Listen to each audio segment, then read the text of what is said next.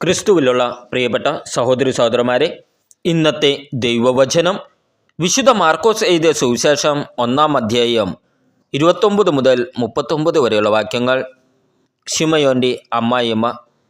യേശു സിനഗോഗിൽ നിന്ന് ഇറങ്ങി യാക്കോബിനോടും യോഹന്നാനോടും കൂടെ ശിമയോൻ്റെയും അന്ത്രയോസിൻ്റെയും ഭവനത്തിലെത്തി. ശിമയോൻ്റെ അമ്മായിയമ്മ പനി പിടിച്ച് കിടപ്പായിരുന്നു. അവളുടെ കാര്യം അവർ അവനോട് പറഞ്ഞു. അവൻ അടുത്തു ചെന്ന് അവളെ കൈ പിടിച്ച് എഴുന്നേൽപ്പിച്ചു. പനി അവളെ വിട്ടുമാറി. അവൾ അവരെ ശുശ്രൂഷിച്ചു. അന്നു വൈകുന്നേരം സൂര്യാസ്തമയമായപ്പോൾ രോഗികളും പിശാചുബാധിതരുമായ എല്ലാവരെയും അവർ അവൻ്റെ അടുത്ത് കൊണ്ടുവന്നു. നഗരവാസികളെല്ലാം വാതിൽക്കൽ സമ്മേളിച്ചു.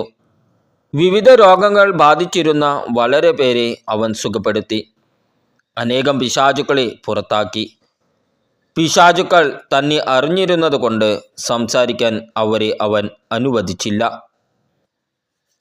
അതിരാവിലെ യേശു ഉണർന്ന് ഒരു വിജന സ്ഥലത്തേക്ക് പോയി.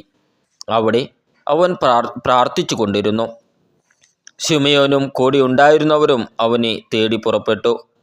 കണ്ടെത്തിയപ്പോൾ അവർ പറഞ്ഞു, എല്ലാവരും നിന്നെ അന്വേഷിക്കുന്നു. യേശു പറഞ്ഞു, നമുക്ക് അടുത്ത പട്ടണങ്ങളിലേക്ക് പോകാം. അവിടെയും എനിക്ക് പ്രസംഗിക്കേണ്ടിയിരിക്കുന്നു. അതിനാണ് ഞാൻ വന്നിരിക്കുന്നത്. സിനഗോഗുകളിൽ പ്രസംഗിച്ചുകൊണ്ടും പിശാചുക്കളെ പുറത്താക്കിക്കൊണ്ടും യേശു ഗലീലയിലുടനീളം സഞ്ചരിച്ചു. നമ്മുടെ കർത്താവായ ഈശോമിശിഹായ്ക്ക് സ്തുതി. ക്രിസ്തുവിലുള്ള പ്രിയപ്പെട്ട സഹോദരി സഹോദരന്മാരെ, ഇന്നത്തെ ദൈവവചനം വിശുദ്ധ മാർക്കോസ് എഴുതിയ സുവിശേഷം 1-ാം അധ്യായം 29 മുതൽ 39 വരെയുള്ള വാക്യങ്ങൾ. ശിമയോൻ്റെ അമ്മായിയമ്മ. യേശു സിനഗോഗിൽ നിന്ന് ഇറങ്ങി യാക്കോബിനോടും യോഹന്നാനോടും കൂടെ ശിമയോൻ്റെയും അന്ത്രയോസിൻ്റെയും ഭവനത്തിലെത്തി. ശിമയോൻ്റെ അമ്മായിയമ്മ പനി പിടിച്ച് കിടപ്പായിരുന്നു. അവളുടെ കാര്യം അവർ അവനോട് പറഞ്ഞു. അവൻ അടുത്തു ചെന്ന് അവളെ കൈ പിടിച്ച് എഴുന്നേൽപ്പിച്ചു. പനി അവളെ വിട്ടുമാറി. അവൾ അവരെ ശുശ്രൂഷിച്ചു. അന്നു വൈകുന്നേരം സൂര്യാസ്തമയമായപ്പോൾ രോഗികളും പിശാചുബാധിതരുമായ എല്ലാവരെയും അവർ അവൻ്റെ അടുത്ത് കൊണ്ടുവന്നു. നഗരവാസികളെല്ലാം വാതിൽക്കൽ സമ്മേളിച്ചു. വിവിധ രോഗങ്ങൾ ബാധിച്ചിരുന്ന വളരെ പേരെ അവൻ സുഖപ്പെടുത്തി. അനേകം പിശാചുക്കളെ പുറത്താക്കി. പിശാചുക്കൾ തന്നെ അറിഞ്ഞിരുന്നത് കൊണ്ട് സംസാരിക്കാൻ അവരെ അവൻ അനുവദിച്ചില്ല.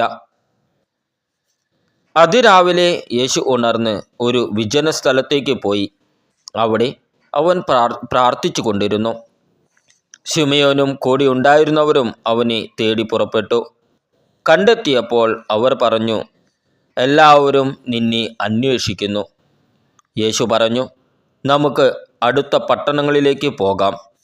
അവിടെയും എനിക്ക് പ്രസംഗിക്കേണ്ടിയിരിക്കുന്നു. അതിനാണ് ഞാൻ വന്നിരിക്കുന്നത്. സിനഗോഗുകളിൽ പ്രസംഗിച്ചുകൊണ്ടും പിശാചുക്കളെ പുറത്താക്കിക്കൊണ്ടും യേശു ഗലീലയിലുടനീളം സഞ്ചരിച്ചു. നമ്മുടെ കർത്താവായ ഈശോമിശിഹായ്ക്ക് സ്തുതി.